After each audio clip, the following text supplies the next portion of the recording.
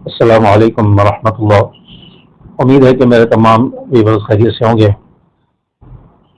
آج کی ویڈیو میں 3 باتیں آپ کے سامنے شیئر کروں گا۔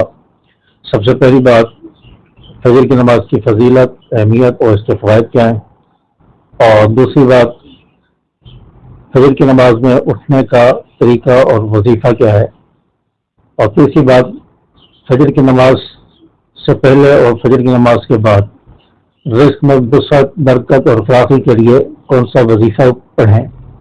یہ 3 باتیں آپ کے سامنے آج کی ویڈیو میں آئیں گی۔ ویڈیو کو آخر تک دیکھیں تاکہ بات آپ کو مکمل سمجھ آئے۔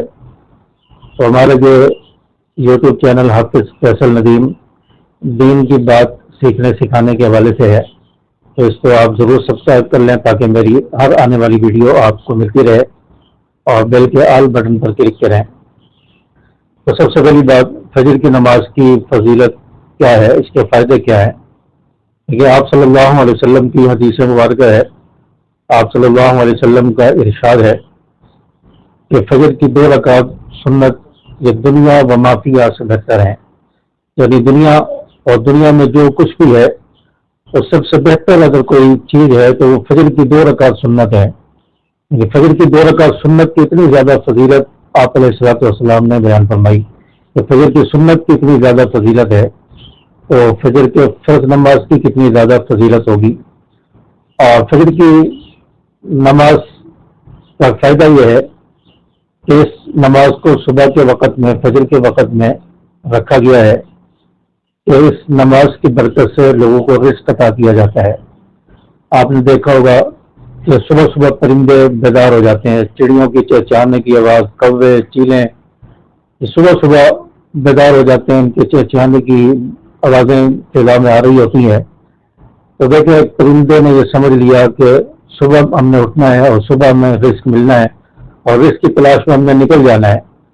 اور پھر یہ پرندے بھوک کی حالت میں خالی پیٹ اپنے گھونسلوں سے، اپنے گھروں سے نکلتے ہیں اور شام کو پیٹ بھر کر واپس لوٹتے ہیں۔ اللہ تعالیٰ انہیں بھی روزی دے رہا ہے۔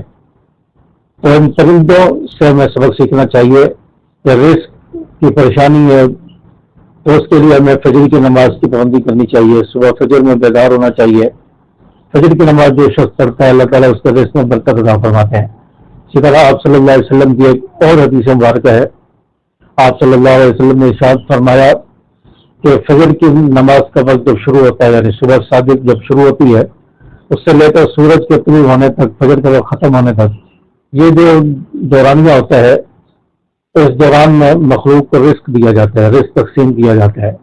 اور جو شخص اس دوران سویا رہتا ہے، فجر کی نماز میں نہیں اٹھتا، وہ اس رزق کی تقسیم سے محروم کر دیا جاتا ہے، اس کو اس دن کا رزق عطا نہیں کیا جاتا۔ تو فجر کی نماز ہم نہ پڑھ کے بلا عذر فجر کی نماز چھوڑ دیتے ہیں۔ فجر کی نماز نہ پڑھ کے ہم خود رزق میں بے برکتی پیدا کر رہے ہیں، ہم خود جو ہے رزق کی تنگی کا شکار ہو رہے ہیں، اور رزق کی تقسیم کا جو وقت تھا وہ ہم نے سو کر دبا دیا، تو دل شکر کرتے ہیں کہ ہمیں رزق نہیں مل رہا، رزق میں برکت نہیں ہے، وسعت نہیں ہے۔ تو فجر کی نماز کا سب سے بڑا فائدہ یہ بھی ہے کہ رزق تقسیم ہوتا ہے، اس میں اس شخص کا رزق بھی لکھ دیا جاتا ہے جو فجر میں اٹھتا ہے۔ اور تیسری ایک اور حدیث میں آپ صلی اللہ علیہ وسلم نے ارشاد فرمایا کہ آپ صلی اللہ علیہ وسلم نے اللہ تعالیٰ سے اپنی امت کے صبح کے اوقات میں برکت کی دعا کی ہے، یا اللہ میری امت کے صبح کے اوقات میں برکتیں عطا فرما۔ تو صبح کے اوقات میں آپ صلی اللہ علیہ وسلم نے برکت کی دعائیں کی ہیں، تو صبح کے اوقات میں برکت ہوتی ہے۔ تو صبح فجر میں اٹھنے کا اہتمام کیا جائے، بلا وجہ بلا عذر رات کو دیر تک جاگتے رہتے ہیں، ادھر ادھر گھومتے رہتے ہیں، اور پھر رات کو دیر سے سوتے ہیں تو صبح فجر میں آنکھ نہیں کھلتی، اور پھر گلے کرتے ہیں کہ آنکھ نہیں کھلی۔ تو فجر میں اٹھنے کے لیے میں 2-3 باتیں آپ کے سامنے شیئر کروں گا، اور اس کے ساتھ ایک وظیفہ بھی آپ کو بتاؤں گا۔ تو فجر کی نماز میں اٹھنے کے لیے سب سے پہلے تو آپ کو رات کو جلدی سونا پڑے گا۔ رات کو آپ جلدی سوئیں اور تاکہ آپ جلدی صبح اٹھ جائیں۔ اور دوسری بات، آپ الارم لگا کے سوئیں۔ اگر آپ کے پاس الارم والی گھڑی ہے یا موبائل پر آپ الارم لگا کے سوئیں، صبح کی اذان کے وقت کا الارم لگا دیں، اور موبائل کو، گھڑی کو آپ اپنے سے دور رکھیں، الماری کے اوپر کسی اونچی جگہ پر، تاکہ آپ کو اٹھ کر جانا پڑے۔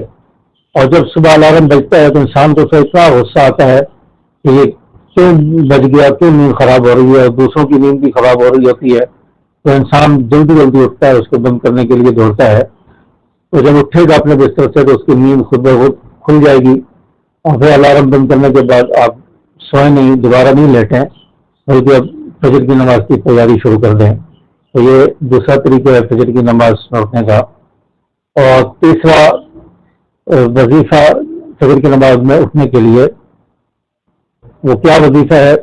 آپ نے رات کو سوتے ہوئے سورۃ کہف کی آخری 5 آیتیں، سورۃ کہف کی آخری 5 آیتیں، ان الذین آمنوا وعملوا الصالحات کانت لهم جنات الفردوس نزلا خالدین فیہا لا یبغون عنہا حولا. یہاں سے لے کر سورت کے ختم ہونے تک یہ 4-5 آیتیں بنتی ہیں. ان کی تلاوت کر کے آپ نے رات کو سونا ہے، اور نیت یہ کر لینی ہے کہ یا اللہ یہ آیتیں میں نے تلاوت کر لی ہیں، یا اللہ مجھے صبح فجر کی اذان میں اٹھا دینا تاکہ میں فجر کی نماز پڑھ سکوں. تو انشاءاللہ یہ مجرد وظیفہ ہے، میں بھی اس پر عمل کرتا ہوں، کئی سارے علماء نے بتایا ہے، اور جنہوں نے بھی پڑھا ہے ان کو فائدہ ہوا ہے. جس وقت کی نیت کر کے انسان پڑھ کر سوتا ہے اسی وقت اس کی آنکھ کھلتی ہے.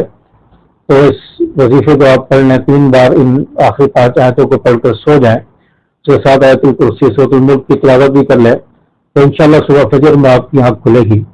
تو اس وظیفے کو آپ نے پڑھنا ہے اور پھر فجر کی نماز پڑھنی ہے. اور اس کے بعد تیسری بات جو ہے وہ یہ ہے کہ رزق میں برکت کے لیے ہمیں کون سی تسبیح اور کون سا وظیفہ کرنا چاہیے. ایک تسبیح آپ کے ساتھ شیئر کرنے جا رہا ہوں. یہ رسول اللہ صلی اللہ علیہ وسلم نے ایک صحابی کو بتائی. آپ صلی اللہ علیہ وسلم کے پاس ایک صحابی آئے اور آ کر کہنے لگے یا رسول اللہ رزق میں برکت نہیں ہے، وسعت نہیں ہے، دنیا میں مجھ سے منہ موڑ لیا ہے، پریشان ہو گیا ہوں، قرضوں میں آ گیا ہوں، فقر و فاقہ کی زندگی گزار رہا ہوں. رسول اللہ مجھے کوئی ایسا عمل بتا دیں تاکہ میرے رزق میں برکت ہو جائے. تو آپ صلی اللہ علیہ وسلم نے یہ تسبیح بتائی، سبحان اللہ وبحمدہ سبحان اللہ العظیم استغفر اللہ، سبحان اللہ وبحمدہ سبحان اللہ العظیم استغفر اللہ. یہ 3 جملے ہیں، ان کو آپ نے یاد کر لینا ہے اور ان کو فجر کی سنت اور فرضوں کے درمیان پڑھنا ہے. یعنی فجر کی سنت پڑھنے کے بعد آپ نے اس تسبیح کو 100 مرتبہ پڑھنا ہے، اس کے بعد آپ نے فرض نماز میں شامل ہو جانا ہے. تو فجر کی سنت اور فرضوں کے درمیان اس تسبیح کو پڑھنا ہے. اگر فجر کے فرض اور سنت کے درمیان نہیں پڑھ سکے، جماعت کھڑی ہو گئی، وقت اتنا نہیں رہا، تو آپ فجر کے فرض کے فوراً بعد پڑھ لیں. ورنہ پہلے پڑھنے کی فضیلت ہے. جو بہترین وقت ہے اس تسبیح کے پڑھنے کا وہ فجر کے فرض سے پہلے کا ہے. تو اس وقت کوشش کرنی ہے، اگر نہیں پڑھ سکے کسی وجہ سے دیر ہو گئی تو فرض کے فوراً بعد پڑھ لیں. تو آپ صلی اللہ علیہ وسلم نے یہ تسبیح صحابی کو بتائی. چند دنوں کے بعد وہ صحابی آپ صلی اللہ علیہ وسلم کی خدمت میں حاضر ہوئے اور آپ صلی اللہ علیہ وسلم نے پوچھا یہاں بتاؤ کیا ہوا. تو صحابی کہنے لگے یا رسول اللہ اس تسبیح کی برکت سے میرے پاس اتنا رزق آ گیا، اتنی دولت آ گئی کہ اب میں رکھنے نہیں پا رہا، رکھنے کی جگہ میرے پاس ختم ہو گئی ہے. اتنی دولت اللہ تعالیٰ نے مجھے عطا کر دی ہے. پہلے تو میں خود پریشان تھا، میرے پاس اس کی تنگی تھی، اب میں لوگوں کو دینے والا بن گیا ہوں، لوگوں کو تقسیم کر رہا ہوں. یہ اتنی پاورفل تسبیح ہے. اور اسی تسبیح کی برکت سے پرندوں کو اللہ تعالیٰ رزق عطا فرماتے ہیں، اپنی مخلوق کو رزق عطا فرماتے ہیں. تو آپ صلی اللہ علیہ وسلم نے بھی یہی تسبیح بتائی کہ اس تسبیح کی برکت سے انسانوں کو بھی اللہ تبارک و تعالیٰ رزق عطا فرمائیں گے. انسان بھی اللہ کی مخلوق ہے تو انسانوں کو بھی اسی تسبیح کی برکت سے رزق ملے گا. تو اس تسبیح کا آپ معمول بنا لیں. یہ فجر کے فرض سے پہلے کی تسبیح ہے. اور فجر کے فرض نماز کرنے کے بعد آپ نے ایک عمل کرنا ہے، رزق کا ایک وظیفہ پڑھنا ہے. وہ سورۃ العنکبوت کی آیت نمبر 62 ہے، 62. اس آیت کو آپ نے فجر کے فرض نماز کے بعد 11 مرتبہ پڑھنا ہے. اول آخر 3 مرتبہ یا 7 مرتبہ درود شریف پڑھیں. اور درمیان میں یہ آیت اللہ یبسط الرزق لمن یشاء من عبادہ ویقدر له ان اللہ بکل شیء علیم.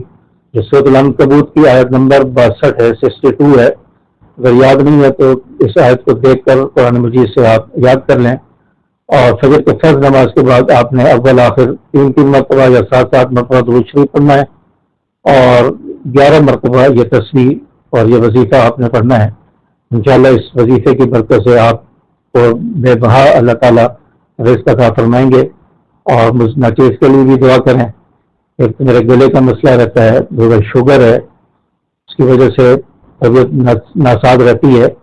اور ویڈیو میں بھی آپ کو نظر آتا ہوگا کہ کبھی آواز میں خرابی، کبھی طبیعت میں بے چینی اور سستی. تو دعا کریں اللہ تعالیٰ مجھے صحت تندرستی عطا فرمائے. السلام علیکم ورحمۃ اللہ.